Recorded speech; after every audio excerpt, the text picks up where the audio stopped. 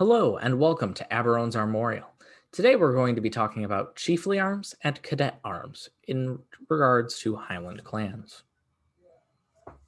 Now, to briefly go over the different terms of a clan to better understand how this works, I'm going to break down these various positions. If you want more, there will be a link into my video where I talk about clans and seps and other things. But as a brief overview, a chief in the Highland system is the head of a house. And by a house, I mean not a physical house, but the greater chiefly house, the whole family, the clan. Then you have chieftains, who are the heads of smaller branches inside of that clan. Then you have the gentlemen, who are the other armigerous landowners. And then you have your clansmen, who are tenants. They are identified by mark of rank, which is the eagle feather tucked behind the bonnet badge, either in physical or silver form. So a high chief or a chief gets 3 feathers, a chieftain wears 2, and a single gentleman, any armiger inside of a clan, may wear 1. This is the only outward expression of rank. There is nothing added to the arms that denote that somebody is a chief, except supporters, which I will get into in a moment, but they are not indicative of, there is not only one mark that says, oh, if you have this mark on your arms or this adamant, you are a chief. Now, another way to break this down in more heraldic terms than Highland terms is in this way. The chief is the head of the house, as we've already explained.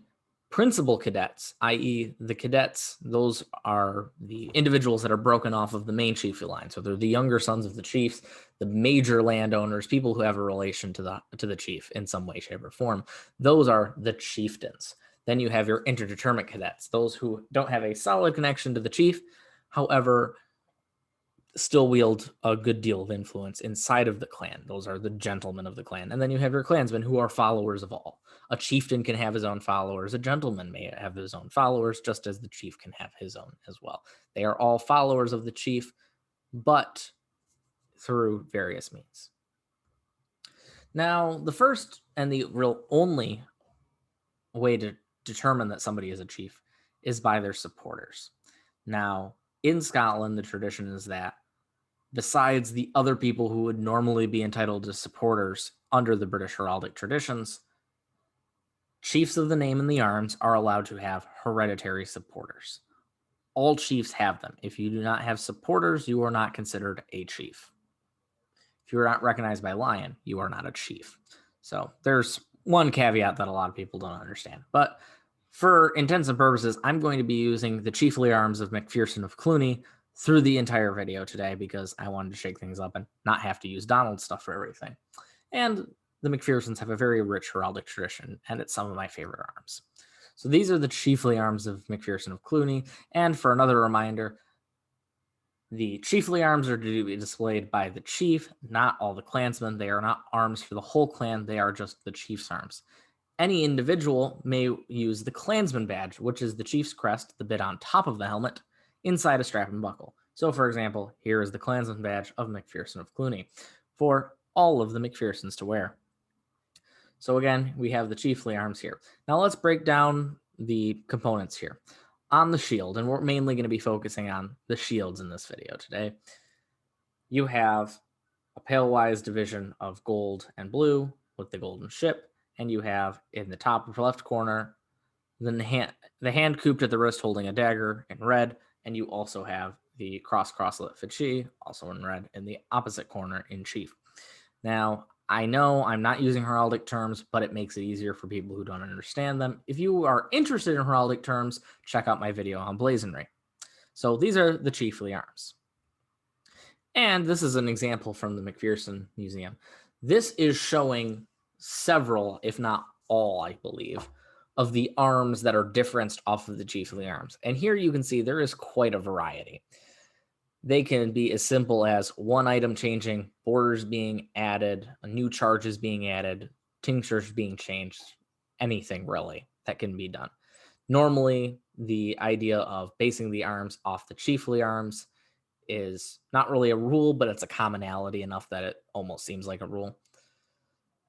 The main people who are allowed to difference off of the chiefly arms with minor differences would be the principal cadets and then the people who difference their arms that are very more loosely based on the chiefly arms are those of the interdeterminate cadets.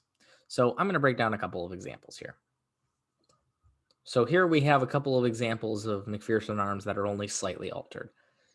For example, the one on the left here, there is one charge added and the Palewise division has become a chief. Besides that, they're not all that different from the chiefly arms. The ones in the center, there's been a border added. There is a difference to the chief. The ship is slightly changed. The last one, again, there's a new chief that is made. However, there is, some slight, even more variations. The ship has been changed to black. There is an eagle in chief. There are two crosses instead of a cross and a hand, that sort of thing. Notice also that the motto is used throughout. The arms, the shield itself is what is most regulated in the heraldic rules. So having the crest be the same, if not similar, or having the mottos be very similar is common. Sometimes even the crest and the motto is completely copied. They're one of those things that are less strictly regulated, but still are important. And then we have 3 examples here that are completely different. What I mean then is they took a couple of elements from the chiefly arms and went in a completely new direction. So as you can see on the left-hand side, there is still the cross holding the dagger, the hand holding the dagger, the crosslet, and the limb pad all shown, but completely different color scheme, completely different setup to the shield. The motto is changed. It's the same meaning, but spelled differently, different meaning. There's still the wildcat, but it has a collar of maple leaves. The center shield is drastically different. The only item that you can still see here that is really related to the Mcpherson arms besides the wildcat for the crest on the shield is the limb pad. And then you have the same thing kind of going over here on the right. You have a completely different layout of shield. You have a wildcat, but it's in a different position. You have the crosslet in a different tincture. You have a hand holding a cutlass. What do you call that? Kind of like a scimitar. And then you have a ship on waves. There's a lot of closeness, but a lot of differences at the same time. And here's how you can kind of tell. These ones are more probably, I don't have a list of all the cadets because that stuff I'd have to be a member of the clan to probably realize. But these are probably more principal cadets, people with a stronger connection to the chief, whereas these members here are people with not as great of a connection or an unproven connection. I hope you enjoyed this video. If you have any questions, please feel free to like, comment, and subscribe. If you want to reach out, my email is always on the channel.